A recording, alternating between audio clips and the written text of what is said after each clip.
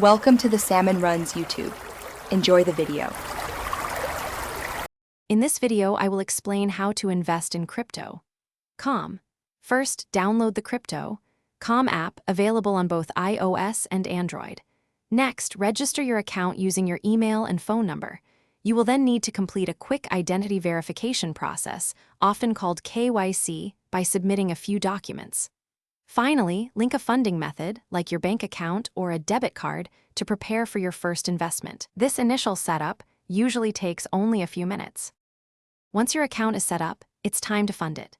You can deposit fiat currency, like US dollars, directly from your bank account using a bank transfer or a linked debit card. Alternatively, if you already own crypto, you can transfer it from another wallet or exchange. Always double-check that your funding method is verified to avoid delays. Remember to review any minimum deposit requirements or transaction fees before proceeding. With funds in your account, buying crypto is straightforward. Head to the Buy section in the app and browse the wide selection of available cryptocurrencies.